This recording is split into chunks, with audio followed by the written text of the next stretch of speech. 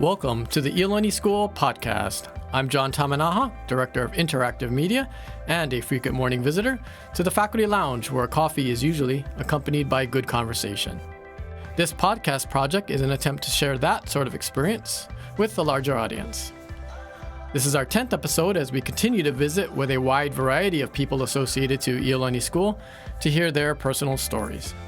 Our final guest of 2019 is someone who joined our community just this year, the Reverend Tim Morehouse, our new upper school chaplain. A dedicated teacher who previously spent 15 years at Trinity School in New York City, Reverend Morehouse explains his life journey and what brought him and his family to Honolulu. Of course, he provides us with a fresh perspective on our school and its unique culture, but also so much more. Listen for one team lessons found in the Bible, his insightful thoughts on social media, and even a cool quote from legendary musician Neil Young. Thanks for downloading. Please enjoy.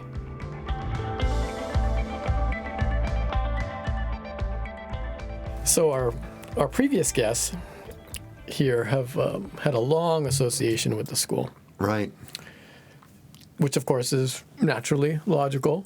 But I thought it would be equally fascinating to tap into the perspective of someone new to our community, putting fresh eyes on Iolani School. What have been your first impressions after a first quarter of the school year? Right. Well, I love that fresh eyes expression, the Buddhist call it beginner's mind. Okay. And I've worked in 6 schools. I was a teacher before I was ordained as a chaplain, taught history and English. And so it is a really interesting, any new school is an interesting place to come and observe. And the first thing I would say is that I come from a school, really good school in New York City, but a school that's driven in many ways by individual expression and by the spoken word. Okay. And one thing I like about this place, actually one thing that attracted me to it, is the idea that everything is not driven by individual expression, that the kids, work together, they appreciate each other, they see each other as part of a group, and I'm still trying to figure out what dynamics drive that group, their identity as students. But I really like that. That's really admirable, especially in this moment of college mania and people paying to get their kids into college somewhere, and that is less crazy here than it is in a lot of other places. And so I think the school has an opportunity to build on that and strengthen that. That's one of the things that impressed me with the place. I've also noticed in small ways students taking care of each other kind of just outside the classroom door. Okay. I mean, the classroom is very much in this place a place of teachers. The teachers are masters at their craft and they run the classroom. But I watch students take care of each other just as they're leaving and in public spaces, and that I really, really appreciate. I've seen you on more than one occasion in a public space talking to a student, chatting. It appears to be casual. I don't go, close and hear what you guys are talking about, but I've seen that. May I ask what kinds of topics and what kind of discussions those are? Well, I think getting to know a community, it's probably about not much. But because students, schoolwork is their job, and they take their job very seriously. When I see those conversations, it's usually someone with a backpack on that's quite large, and they've stopped. And so because I've taught several subjects, I just talked, with a girl just yesterday afternoon, and was talking about writing, because I love to write. And so we just got to talking about, I usually say, well, what's up today? Which class are you working on? And that's where your conversation starts. It starts with their job. And I think when you're getting to know a place, you try to make yourself available, not to the most serious conversation that you're ever going to have immediately, but just generally available to what's interesting to them. And then sooner or later, and as things go along, if you do that in chapel, if you do that in class, if you do that other places, then when people really need you, they'll find their way to you. And the reason why I notice it, because it's not common. I'm not following you around, but when I see it, I'm like, wow, that's kind of cool. Well, guess what? I think everybody in every school is driven by time. Yeah. Time is the menace. It's not just you have a lot to do, but it's honestly, you only have the feeling ever when you wake up and realize that you only have 8 minutes until you have to do the next thing on your schedule. Yeah. So, because we're not project driven in that way, like, some schools will take like Wednesday off and work on projects in every class the whole day. That's I've heard of. Certainly that wasn't the school where I came from. It was much more traditional. But because we measure everything by time, we always feel driven to get to the next thing or do the next task. And I'd like to interrupt that a little bit in my life, just as Tim Morehouse, and then try to make time for that with in the students' lives. I don't know whether this goes on too long, but I had a great role model in my second job. I was teaching at the American School in Rome, and the head of the high school was an Irishman. He was wonderful. And it could be the busiest moment in that upper school office. And something would hit him, and he would say to his assistant, "Now, Pia, Mrs. Iacovoni is on the phone asking for the recommendation. The students are knocking at the door. We have a crisis in this classroom. But it will all be here when we get back.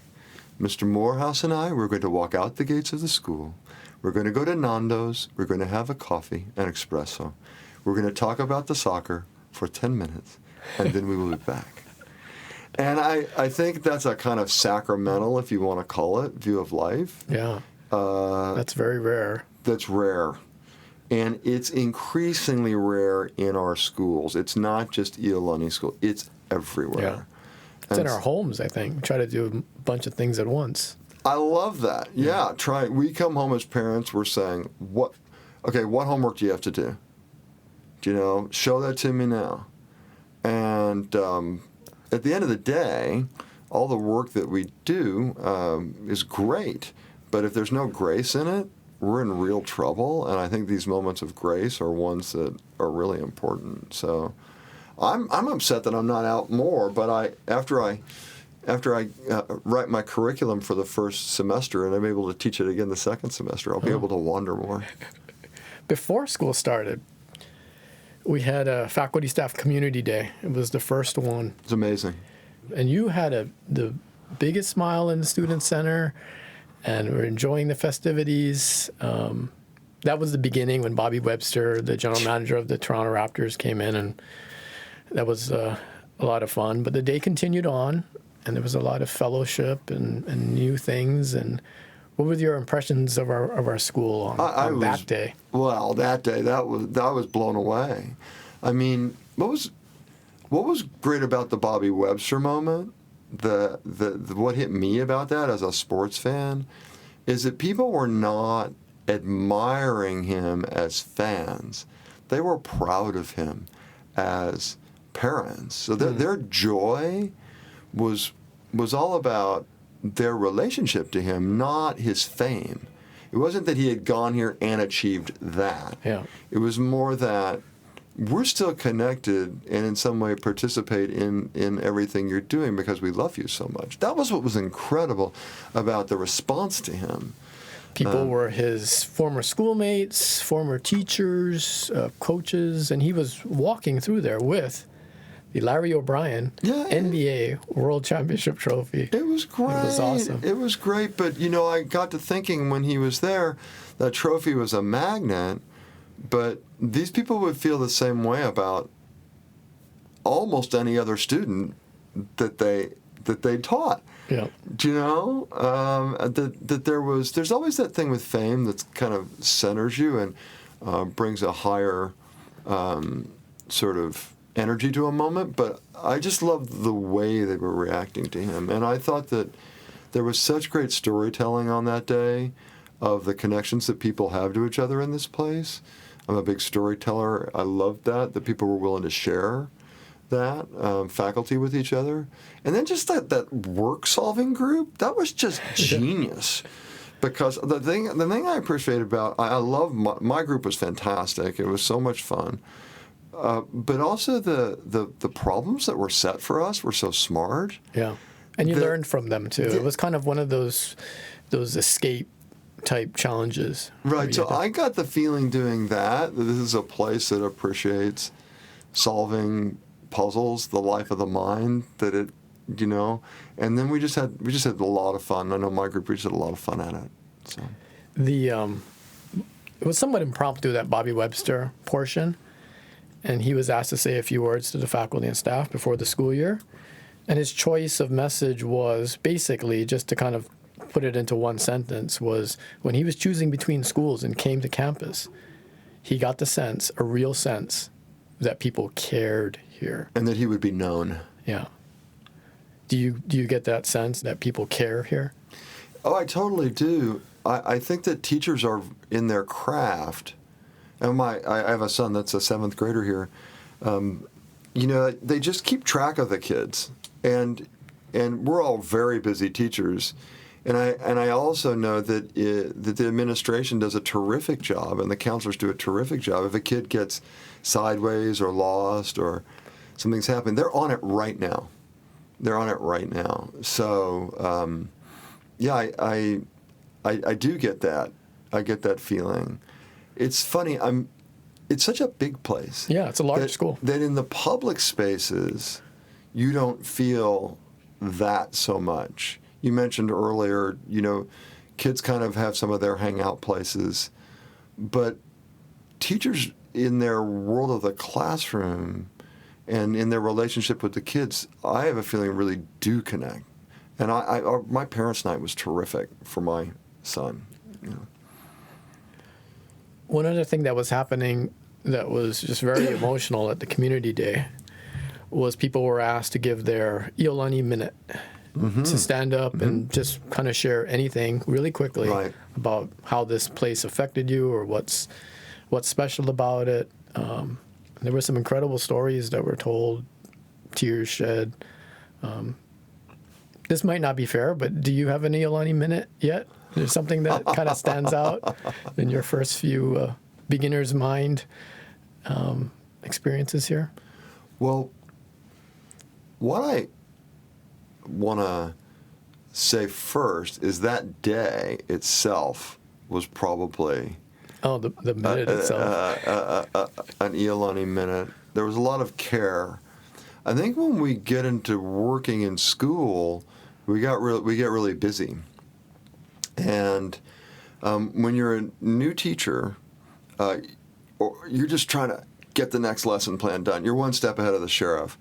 Some of your best ideas come in that moment. So I just finished a project with my Bible class that it would be my next Iolani minute. In the Hebrew Bible, famously, there's a prophet Samuel who is asked by the people to anoint a king, or the people over the Israelites. He didn't want to do it because he thinks kings can become despotic. They're not what you want. So he asked God, do we want a king? God says, not really. And then Samuel goes back to God again and says, but they want a king. God says, okay. And so they appoint this guy Saul. Saul's a bad king. And they appoint this guy Saul. Samuel gets rid of Saul eventually and appoints this young, very good-looking, handsome, musically talented warrior named David. And David's a very successful king. So I had, when I got overwhelmed and I was just tired of planning around the end of the term, we just finished a test, I had the kids take out their iPads and interview Samuel in some genre of an interview. Could be Samuel, David, and Saul. And my next Iolani minute was just, how creative they were when we got out of the plug and chug. I had one very funny Ellen DeGeneres show in which these great warriors were interviewed. You know, Ellen is just so relentlessly positive, and the kids picked that up. And they had a jump scare, as she does, with King David appearing out of nowhere. I had sports interviews that were totally funny. I had battle scenes were great from the battle lines. And these kids just, another like internet meme of the top 5 reasons we want to get rid of Saul and choose David.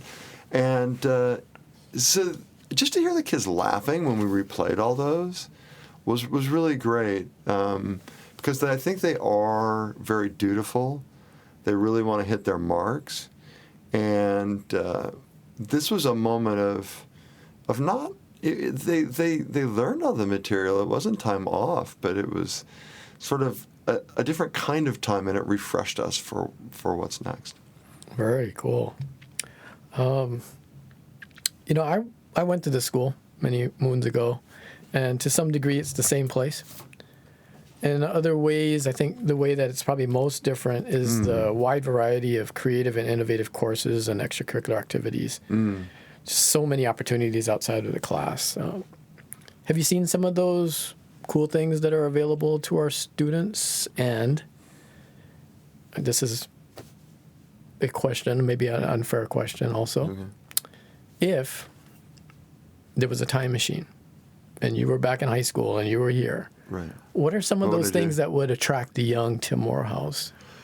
Well, I mean, I'm assuming that at your school was in Columbia, Missouri. Yeah. Did I say that right? Yes, you did. That you didn't have these kinds of, I mean, there's so much diversity in the offerings. It's funny, you know, growing up in the 80s at a big public high school in Missouri, there weren't as many offerings, but we did a lot of things ourselves. Oh, okay. Yeah. And, for example, I'm a musician. I play the guitar. I started recording music in the 7th and 8th grade with some friends of mine at their house. And then at one point, we had one high school that had a planetarium. It was kind of weird. They built it with a planetarium. But, you know, the high school heard of it, and we got a gig in the planetarium at the high school. So we invented a lot of things ourselves. Of course, there were activities like football and glee club and band and all the stuff you would expect. But it was a town that was pretty open to its own kind of weird innovation. What I'm still trying to figure out here is how a kid actually chooses among all of the different things you can do, because there's so many. I think they choose and try, and hopefully they move on and kind of fish around a little bit. So I am. It's weird to say, although, you know, I'd be very interested in robotics. I think that would be really, really interesting. Like, half my family are engineers, and I'd be very interested in that. I'm a musician. I would love. I don't know if they record music here, but I'd love anything to do with music that's not just simply big performance based, but groups of kids getting together to play music, to write music. Cool. You know, that kind of thing. Kind of explore. Yeah.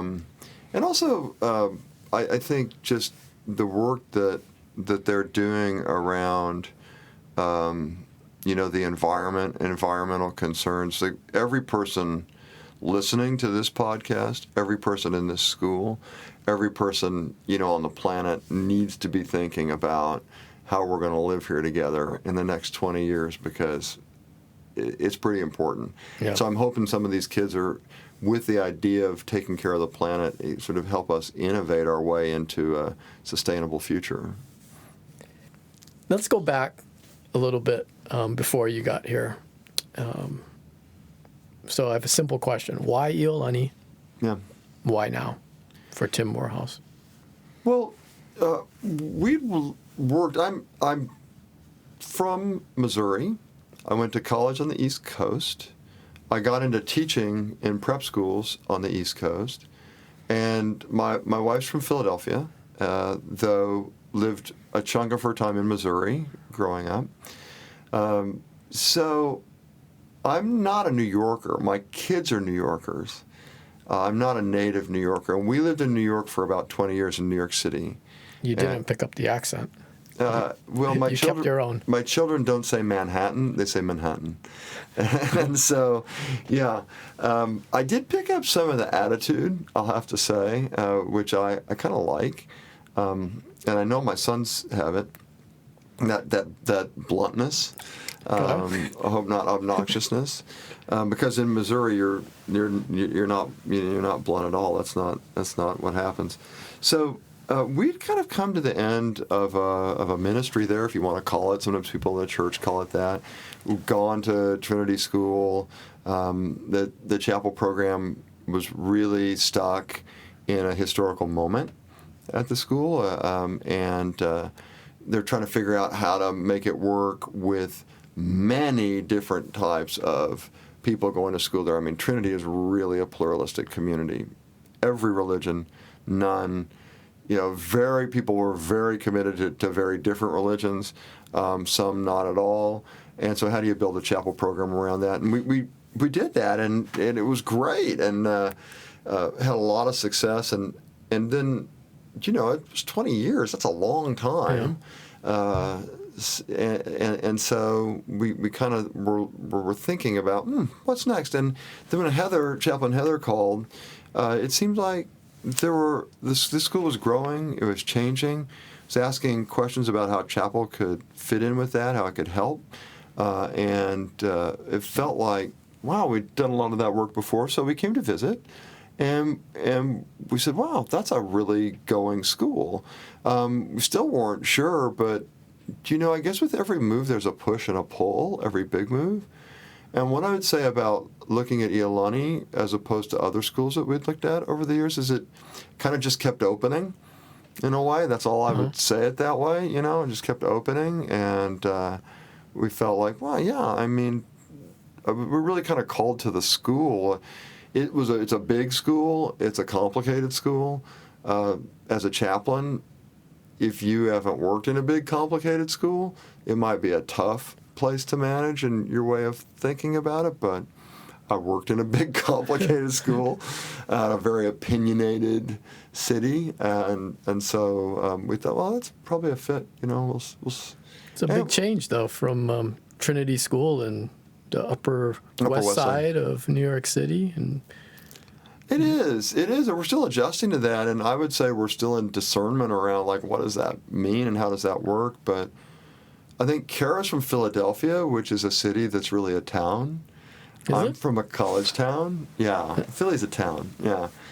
New York's a big, muscular city, and you have to kind of be content at being anonymous there or working in like a small little pond. And also there's a certain strata of New York society that goes on no matter what, and it runs on a lot of money and a lot of cash at Wall Street. And so I'm from a town. Kara's from a city that's really a town.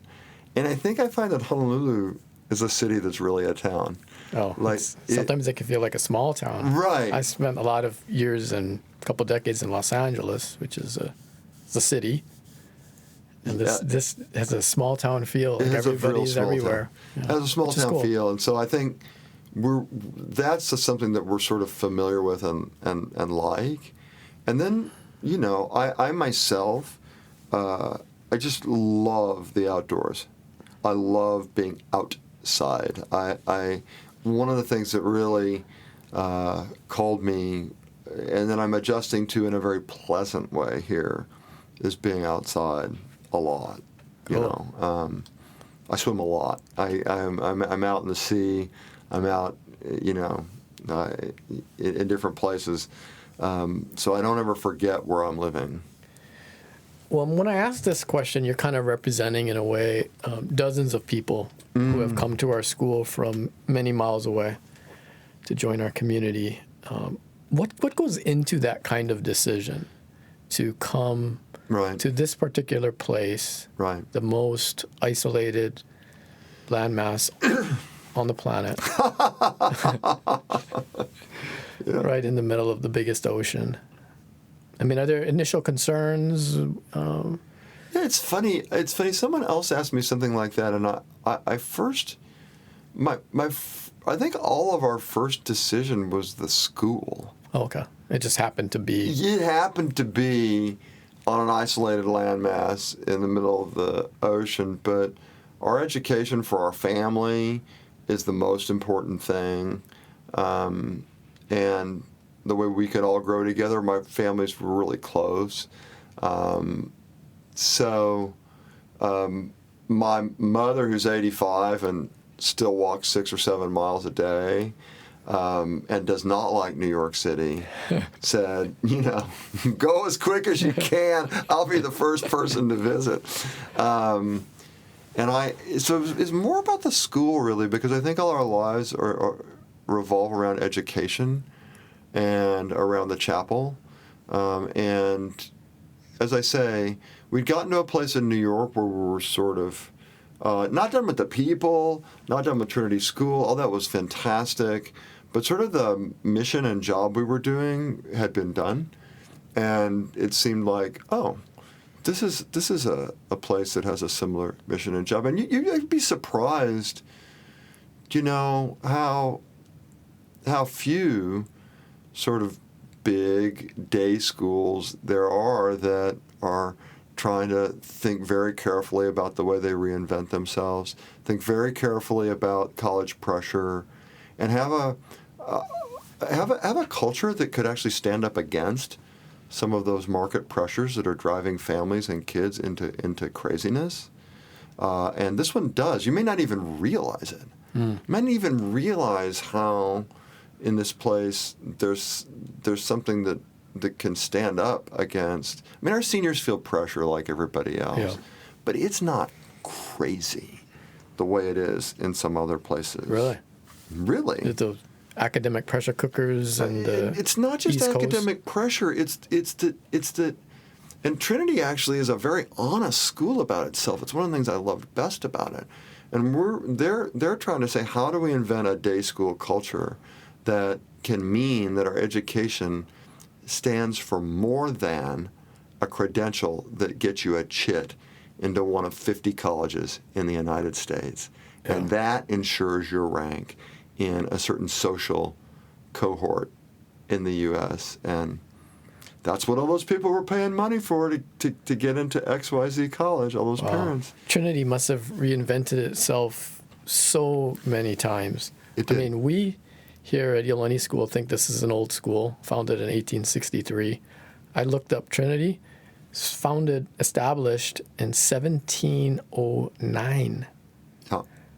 And it's twice as old as we are. 300 plus years. Right. Incredible. I like the way you say that, many different incarnations. And it started in the steeple of Trinity Church, Wall Street, as a free school. Yeah, charity school. As a charity school. Yeah. And now, it's a school in incredibly high demand in, one of the richest islands in the world, Manhattan Island. This is a school established in the New English colony. Right. And as I was reading up, most kids were educated at home. Right. Except for the very poor. Very poor. So you needed a charity school that had benefactors, and they had 40 kids in there at the first. And I imagine that has changed so many times. It has. It's really cool. And what's interesting there right now, like the project that Allison leads, we have a very serious director of public service we had at Trinity who built a whole service project around the neighborhood and around children's programs. Like our 1 mile project. Yeah, a 1 mile, because you could just walk everywhere. You can just really, in New York, you just walk to the Head Start. You just walk to the public school across the street. You walk to the school for kids with severe learning needs across the street. And I think our school still tries to hold on to the idea that it serves a public purpose. And it's so important, but difficult to do that in the midst of a college, you're a college prep school, and you got a very good rate of getting kids admitted to college, and their college people at that place are great, but it's just so much pressure in the city itself for not just college, a certain kind of college. And look, the competition is just so much different than it used to be. It's not going to be the way it was for you or for me whenever I did that business. No way. Or for those parents, but that's what they want. They want our founding somewhat similar in a way. The English, a British founding, a plea made from King Kamehameha IV and Queen Emma to Queen Victoria for very similar. Anglican bishops, and to educate, her people. There were other missionaries that established Morehouse School, right? Years before, and we've gone through that sort of change over the years too. But pretty cool. And when I think about that, and I just asked you about coming from New York, I've always been fascinated by those bishops coming from England, right? At the direction of the Queen, to establish something in the Hawaiian Islands, in the Kingdom of Hawaii, because Queen Emma and King Kamehameha IV wanted to take care of the mind, body, and soul of their people. And the thing that fascinates me, it's not easy to come here, but to come from an even farther place, 2 oceans, into the unknown. The total unknown. And to bring your family to do that for that cause, I don't know, it's astounding. It's astounding. The sacrifice and the motivation and the dedication that those men and women and children had to come here. Well, I think, or to go to New York in 1709. Yeah. And I do think David Brooks, the New York Times columnist, says something really, really right on, I think. The founding narrative, at least of the United States, founding narrative is the narrative of Moses and the Exodus, and people leaving a place of slavery, of confinement, of ungenerous rule, and moving into a place where they're ruled with a covenant with God and with each other that sees them through into a kind of dignified and free community. And believe me, that is the way those people saw the world. And you can go down to St. Paul's Chapel at Ground Zero right now, and you can look up on the altarpiece, and there are Hebrew characters on the altarpiece that are the characters for a depiction of of Moses' encounter with God on Mount Sinai. That's in a Christian church. And I often had Jewish families ask me, what's that doing here? And I said, well, these people saw themselves as the new Israel. And I think one thing that the Bible, the biblical story teaches is that sometimes your life is about making a home. But sometimes your life is about making a pilgrimage. And that we're all making a journey. And so in some ways, we can be scared of that, or we can just live into that. And it is a long way. That's a long way to come. And I think those people just gave themselves over to the idea that this is a pilgrimage I'm making, as my ancestors did, and God's with me. And I don't know whether it's safe, but I know that I'll have enough to make the trip. It's amazing to think about how different those times are. You've worked at 2 schools now that were under different rule. Trinity began as an English school in the colony. It did. And Iolani School began as a Kingdom of Hawaii school, the first one. That's right.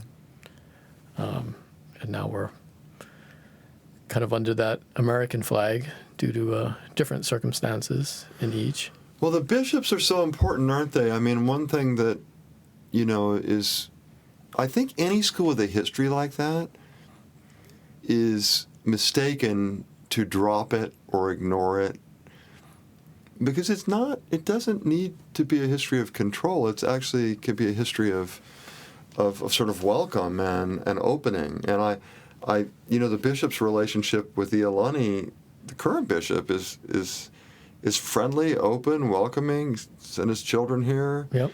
It's really nice.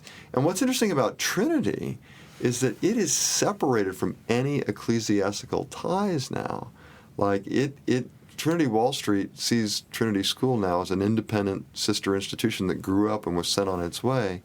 But that school chooses to retain the connection to the past, chooses to have a chaplain. It could dump the whole thing, chooses to go down to Trinity Wall Street for baccalaureate and for a matriculation service that brings new ninth graders in, chooses to graduate from St. John the Divine, because it feels like it gives the school a ballast and a weight, not in a controlling way, but in a way that frees it to do, to stand for something other than simply just college admissions. At Trinity, you were part of a focus to get students involved in the chapel service, the weekly chapels and planning and execution.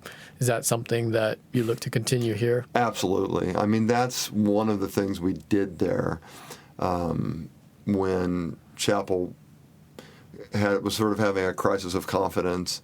And I'd been a teacher before, and we started a chapel council to just ask the kids, what do you want to see? What's going to nourish you? What is spiritually nourishing for you? How should this work? And I never at Trinity School did anything in chapel without consulting the chapel council. Never.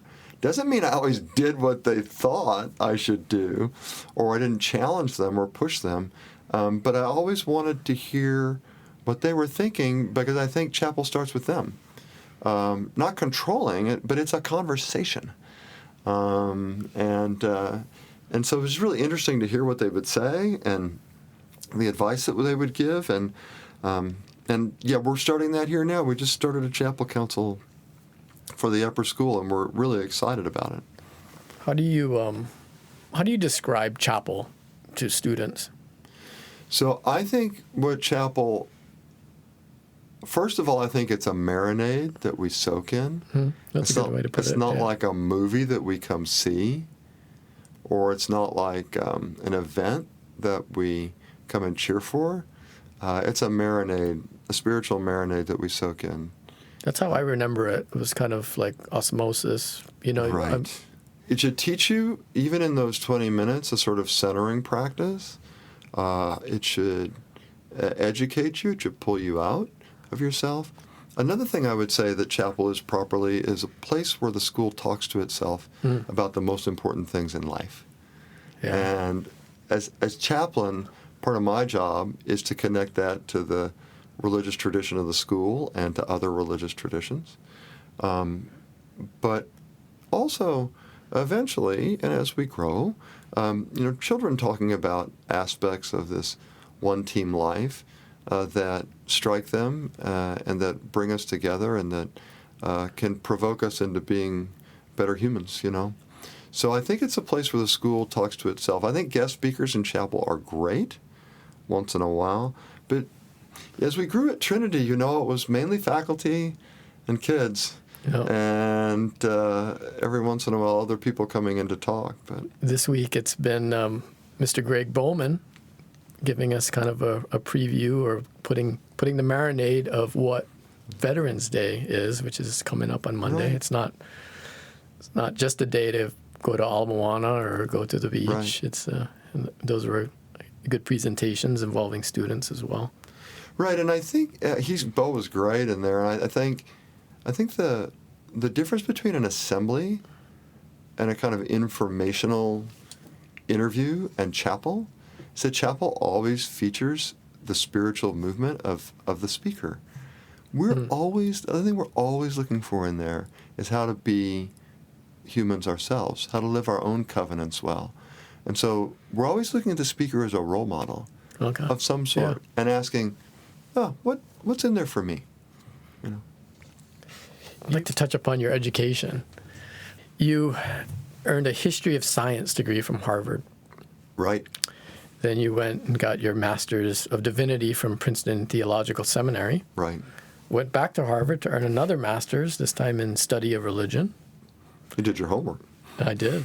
I'm an Iolani School graduate. I trained well. Then you earned another master's degree in Anglican Studies from the General Theological Seminary in New York City. Just to show you I did my homework, the first seminary established by the Episcopal Church in 1817. So impressive. Tell me about that road and Harvard, and you were history of science. Right. So that's a great Columbia, Missouri story, how I ended up at Harvard at all, which is that I'd never planned to go in any way. I was just having fun in high school. I was doing well in school, playing sports. And I volunteered in what was like the guidance office at our school, big public high school. And I was a volunteer filing and doing things. And one day, one of the guidance counselors came in and said, "Hey, Tim, there are these guys from Harvard who are visiting, doing a college visit. You might want to go talk to them." And I said, "Well, why?" And they said, "Well, you know what? This is actually the son of someone we know who's here, and you should go." So I went over, and there were two people there. I remember this vividly. Yeah. One person had on a blue blazer, a rep tie, like a British tie, captain of the baseball team, Joe College, really, really smooth. Nice guy, but just like polished. Yeah. The other guy had wild hair, glasses on cockeyed, a torn sweater, and notes written all over his hand. He was much older, and he was a professor of pathology at the University of Missouri Med School. And he was like the wacky inventor in Back to the Future. And I was so impressed at that age that these two people were talking to each other, and they both loved the same place. Wow. And I thought, these guys don't talk to each other in my high school. Like, they're not in the same cliques in my high school. And so I was impressed by the place for that reason. And then after another 15 minutes of talking, the nutty guy picks up a booklet. And in those days, the application was in the back of a view book. Yeah. And he stuffed it under my chin. And he said, "You should apply, Morehouse. You got to apply." And it was 2 weeks before the application was due. I was always just going to go to the University of Missouri, go across the street, do that. Yeah. And I applied, and I got in. And that was that. I mean, I only after that I applied to another college late because I thought, gosh, I applied to one place, I ought to apply to another one. I don't know if you should or shouldn't give this story to our director of college counseling. Yeah, no, I know it's embarrassing at this point. I went and visited the two places. I did not like Harvard when I visited. I liked the other place. I got rejected from the other place. I got into Harvard. Wow. And my father was a great soul, no longer living. I'll never forget, I walked up to my dad and I said, "Dad, I got into Harvard. I didn't like that visit. I didn't really like those guys I stayed with." And he was a Kansan. My dad was very cool. And he said, "Well, okay.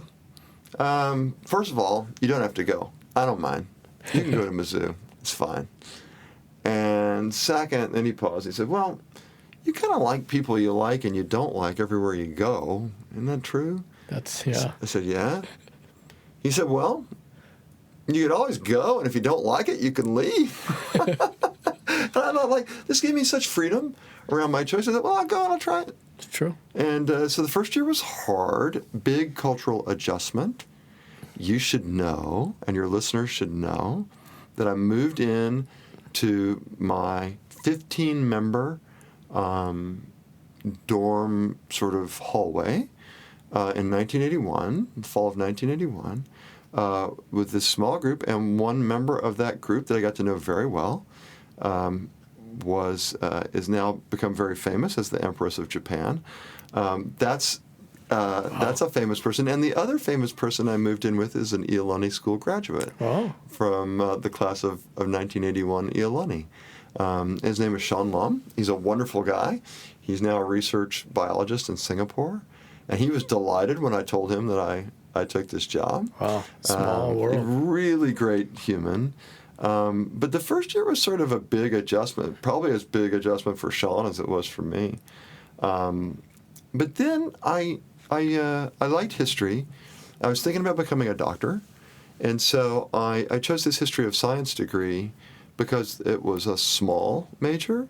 There were about 40 of us in it. And they worked you really hard. It made you read a lot and write a lot. And I knew I could think about becoming a doctor because I could do biology and I could also do history. And that's why I did the history of biology. And chose not to become a doctor, but I got a great education. I bet. So. And then what was the switch? Oh, I also have always, I had a great minister growing up in my life, a wonderful man named Jim Blanton in Columbia, Missouri. For him, religiousness, the relationship to the church was always exploration, intellectually, very alive, full of love, devotion. And then I got to Harvard, and I met this guy, Peter Gomes, who was my mentor there, who was like the chaplain there, who was just full of hilarious, he's a hilarious combination of things. He's a brilliant preacher.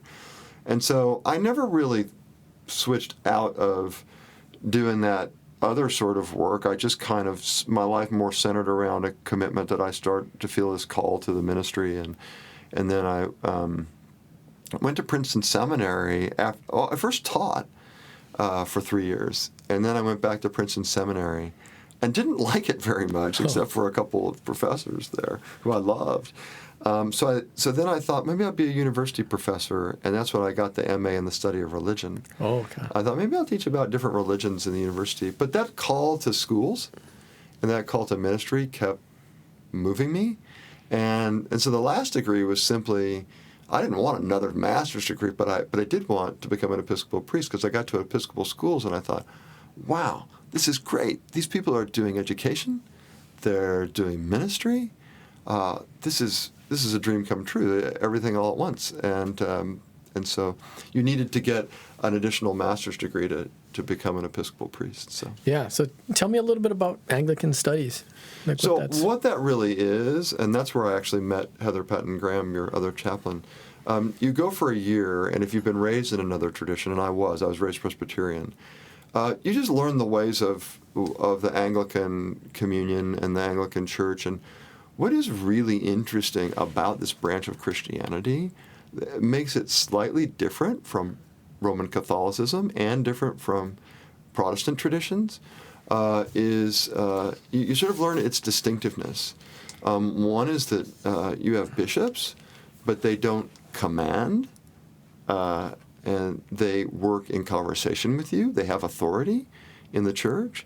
But their authority is one that they manage out well with their constituents, so it's a very democratic process in a way. Although they know what's going on with everybody and all the priests in their diocese, so it's a little more centralized than in Protestant traditions.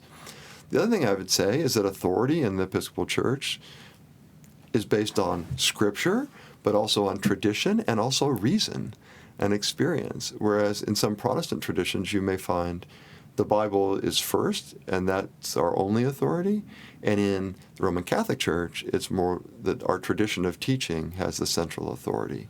And so the Anglican communion is sort of balanced in a way that's really interesting to me as a believer. We received a visit from the presiding bishop, Michael Curry, last year. I was here.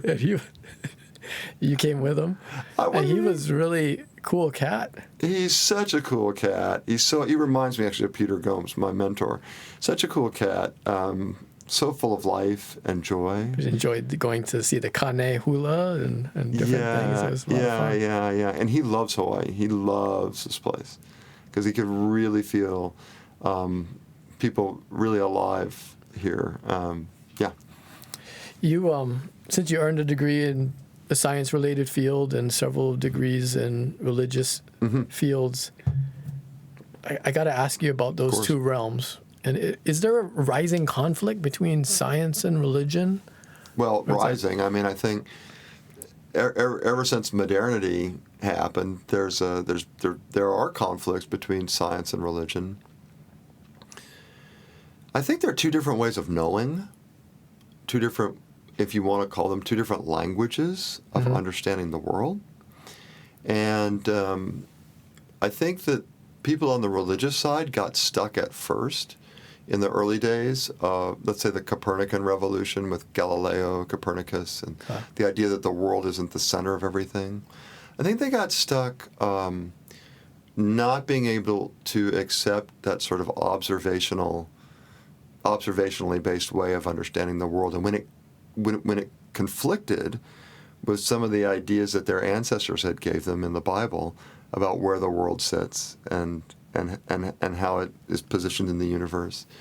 I think they got really reactive, and they tried to control something that this new way of knowledge that it was just out there and it couldn't be controlled. And then eventually, many people just made peace with that. Of course, there are famous examples of people going to the Scopes monkey trial in Tennessee, of people battling evolution. But I think people on the religious side started to say, well, wait a minute, a lot of these stories that we have and a lot of these traditions that we learn in the Bible are still equally valid, but they need to stand alongside and weave through different ways of thinking that we have in science. Now, there are ways in which, religious point of view is sort of different. I mean, if you hold the view, as Darwin did, that eventually there's no purpose in evolution at all, the survival of the fittest is overrated. Darwin really didn't push that, but more just the idea that evolution just happens randomly throughout the eons with no purpose, and that's how we arrived to where we are today. I think religious people would say, yeah, sure, evolution that's patently what's happening, but that our relationship with God shapes that too. In the Bible classes that you teach, what are the main takeaways that you want the students to receive? Well, I think the first thing, and we do this a lot with the ninth grade too, I think the first thing I want them to receive is that the Bible is presenting to you the story of a people who kept covenant with God. And there are many voices inside the Bible. It's not one voice. First, these books were scrolls. They were written at different times. And so there are all these different voices already talking about what their covenant is with God, and that covenants, sacred agreements, and our encounter with each other in these agreements should be like the center of our lives. Whether you talk about a covenant between a teacher and a student, that a teacher will hold up her part of the bargain, the student will hold up her part of the bargain, or one team covenant, Iolani, if it's a covenant, a family covenant, that, and then our covenant with God. And I expect that different children understand their covenants. They're in different faith communities. They understand their covenants with God in different ways. And I want them to explore those and to strengthen whoever they are. Some people aren't religious at all. Fine. What is it to imagine these people with their covenant, and how does that affect the way I see the promises, the sacred promises I make in my life? And so I really want them to see the Bible as that, as all these voices telling the stories of their covenant with God, and that evolves over the years, and there are different figures in that, and that we can apply that to so many situations today. It's, we could do it every class. The Father Kenneth Abray, who is kind of the founder of the One Team ethos. He didn't say those two words together, but it was the thought. It's what he lived. It was what he lived. Yeah, it was his focus. I wonder if there was something in the Bible that kind of led him to that. And I could ask you this question to you directly. Is there something, a story in the Bible that explains or kind of speaks to one team team over individual? Well, I could tell you a story from the Hebrew Bible. I could tell you a story from the Christian New Testament. Again, from the Hebrew Bible, I would go back to the story of Moses and the Israelites coming out of Egypt. One team. It's not going to work. They had to have a common belief. They had to have a common belief. They had to be in covenant with each other. And believe me, when we read the Bible, it wasn't perfect all the time. People said, Moses, there weren't graves enough in Egypt. You brought us out here to die in the desert. That's actually a line there, you know. But they stuck it out. And they, again, didn't know that they would always find safety, but they knew that if they stuck together, they would find provision for the journey. And we've just finished in the Bible class comparing Martin Luther King's I've Been to the Mountaintop speech with Moses' final speech to his people before they go into the Promised Land. And those people who were listening to King, and King himself in his last speech in his life, was Moses. Wow. Bring the people into the new land together. And I think that's a great model for the one team mentality. And the other thing I would say is we look at Jesus, the story of the prodigal son. The son goes off. Here we're talking about the family as team. Son goes off. He says, "Can I have half the inheritance, Dad?" Goes off. He wastes the money. He's eating stuff that the pigs ate, which for people who weren't allowed by their dietary laws to eat pork, that was a bad deal. He comes back. He says, "Dad, I'm not worthy to be your son. Could you accept me?" What? The older brother standing in the shadows. Are you kidding me? I've been responsible. I've worked here the whole time. How can you let this guy back in? Dad says, "Let's throw a dinner, big dinner. My son that was dead is now alive to me. He was lost, he's found. Wow, this is great." Father and younger son, prodigal son, wasteful son, go into the dinner. The parable ends. It leaves every reader of the parable asking, will the older son go in to the dinner? Or will he stand outside in the darkness, looking at the lights in the banquet hall? Will he stand out there in bitterness? And he's got a right to be mad. So the other thing I think that comes through in the one-team story from this is that there are going to be disappointments. There are going to be difficulties inside the team. There are going to be times when people feel like outcasts. We always have to be willing to go back into the dinner with them. Always, always, always. When that covenant doesn't work out, or when there are flaws, or when there are disappointments, or it's broken. That if we're willing to apologize, we've got to be willing to go back into the dinner. It's the process. It's doing it the right way, having faith in this process. Right, and that, and in each other. And that comes out of this tradition. It's not from nowhere, you know. And so that's one of the things to loop back around to what I saw in the school that I thought was so precious when we first looked at it were these sort of grounding features of the place, which in sort of the world of postmodern individualism, that's important. And when you first looked at the school, too, you mentioned Heather Patton Graham, the lower school chaplain, called you. Right. What's it like working with her now that you guys are colleagues, and along with assistant upper school chaplain Andrew Arakawa? What's it like with your one team over there at St. Albans Chapel? Well, I think it's great. I mean, first of all, a school this size really does need 3 chaplains, maybe more. And it's great to be in a collaborative team, which is what it is. I love collaborative work. Both of these people are highly skilled. You know, they're people that know what they're doing. You know Chaplain Patton Graham because she's been here for years, but she has worked at many, many top schools. And Chaplain Arakawa, I mean, here's someone that taught history at Kamehameha. You know, he's got the teacher cred.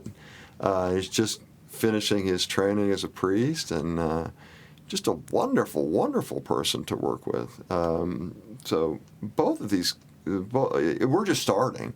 Yeah. So we're just kind of figuring out what's going on. But it's going to be a great collaboration. You know? And the physical structure, St. Albans Chapel. What are your impressions of? Well, that's nice because that's a good question because I come from a place where we used a combination theater. We had a combination theater chapel that worked. I think I love the fact that it's a sacred space that you start and you don't have to create that in some ways. I think we're gonna have some thoughts. We're gonna need to think about a little bit how we do things as the school gets bigger with the capacity of the place. But the structure of it and as a sort of unifying place, it's beautiful. It's lovely. We like to think of it as the physical and the spiritual center of our campus. Well, turn it upside down and it's an ark. Your Noah's Ark. Well, that's what I feel like. We all get in there and it's like a safe place in the storm. Sometimes very hot. In the hot storm. We're going to work on that too. We're thinking about that. I take a few pictures on campus. That's one of the job responsibilities that has come into my life. And you're good not at included in my 4-page job description when I signed on here, but I feel like we need it. Need to show visually right what's going on here. This campus is not is vast. Is protected by the canal on one side, the condominiums, and people need to see what goes on here. So I try to kind of do that, and I've developed an eye toward imagery. You're good at it. And I have to mention that I see your Instagram, and you too, sir, have an eye toward imagery. My wife's a photographer and and a graphic designer, and I've learned so much from her about framing. I was just going to say, your composition. Yeah, it's all about the frame, right? And I love, I don't love the magnetism that Instagram exerts and social media exerts on people, but I do love recording images and showing them, and not of people primarily, but of sort of moments in life that we find ourselves in. Which is cool. Sometimes when there's not people, or often when there's not people, there's more of a storytelling. You're showing something. That's really good. And your captions. I really appreciate this because I spend a lot of time. I don't want to let the cat out. Usually I try to not say who's doing all this social media, but spend a lot of time on things like composition, cropping, and the words that you use. and you do that well. Thanks. Yeah. It's compelling, I think. Yeah. To find sort of that moment, that artful moment in everyday life it's just a joy. Is that the one toe that you dip into social media, or are you on other platforms? I'm on no other platforms. Oh, okay. My Irish friend who was my mentor calls Facebook in your Facebook. And so, yeah, I know they own Insta, but no, just Instagram. And I really was horrified by the testimony of Mark Zuckerberg on Capitol Hill the other day, and I preached a little sermon in my class about that. But I'm interested. Give me the Reader's Digest version. Okay, I'll give you the Reader's Digest version. I think what our devices can do, you talk about a marinade that we soak in. Yeah. So I think our devices pull us out of our center and toward the screen and toward the digital platform that someone else has built. And I don't think we're fully ourselves and can be fully ourselves. Not at all. On that digital platform. Yeah. But I think we enter it, and I think our children enter it feeling that they are fully present there, that they are making choices that they fully own. When in fact, the sort of logarithm of whatever platform you're on are making choices about what you see, what's available to you. And when Mark Zuckerberg the other day was asked, hey, what about having people employed at Facebook to take out blatantly false advertisement and blatantly false news stories? He said, protecting his wallet, well, I just think the American people can decide for themselves. Well, in the digital platform, you really can't. It's actually decided for you, and slowly but surely you evolve into this place where you think that that's a sort of unbiased source. And I just think it's super dangerous for democracy. And what I told my children is that I want them to be free agents in their lives who own their thoughts, who own their opinions, who have honest covenants with each other, and that if they're not taking a break from those screens and from social media, slowly they'll slip into the place where they don't freely own themselves. And at that point, they become, Mark Zuckerberg's slaves. And I don't really admire, a person that would say, falsehood's not important to me. It's tough to battle big tech and other entities that make up our current day society. My concern is that my daughter's in 6th grade. Oh, yeah. And these people are digital natives. They don't know anything different. And as much as even adults, you and I, and smartphones, and it becomes a relationship, at least we know what was different. Right. Still, it's hard. But imagine digital natives growing up and possibly not being themselves is a scary thing. And with big tech kind of knowing what you're interested in and trying to sell you things. And so it just kind of, the marinade, we'll go back to that term, becomes very intense. That's a very strong flavor. And it could, so I don't know. I think it's good to be aware of these things and understand that our kids are growing up in this realm, and to be with them and create a really distinct sense of awareness on what is going on. But I will say it is hard because it's all they know. And you know what? You're perfectly right. And that's why they need really intense, non-digital experiences to just give them a feeling of the world outside the matrix, if you want to call it that. And that's why I think sports are great. Theater's great. Music, great. Because in an interesting way, when you surfing, great. When you move into the physical world that's not mediated by digital reality, and you develop some mastery over some skill there, now you have a feeling of a life that's grounded in interpersonal interaction and grounded in interaction with the natural world. And that's what for my sons, that's my biggest, and I think you need time every week where disciplined time away from those things. That's why I love, again, all the things that we do here that are not digitally mediated are very, very, very important for these kids. Yeah, when you have to put that away and get on the field or the court or in the pool, those things don't fit. So those are cool. Right. No, you can't manipulate your reality when when the blocking tight end has just double teamed the tackle and you're the defensive end and the running back's coming right at you and you read the helmet go in and you got to stuff the guy in the hole. Like, guess what? I mean, that's just you. That's just you, and you got to figure that one out. Or when you're playing that solo, in the orchestra, that's just you and that violin, and there's something really magical that happens when you're not mediated through those other devices. Spoken like a true tight end. We don't have tight ends here.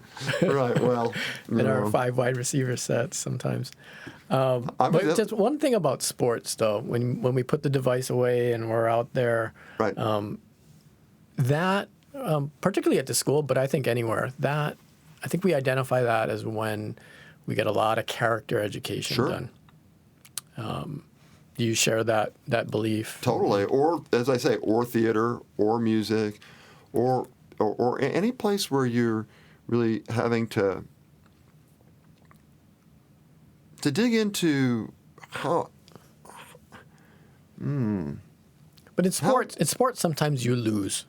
Like there is a scoreboard, and there is a growth to that. There is a character building aspect to it that I've always enjoyed. Me too. Well, sometimes you blow the solo. But somebody like me in the audience might not know that. Right.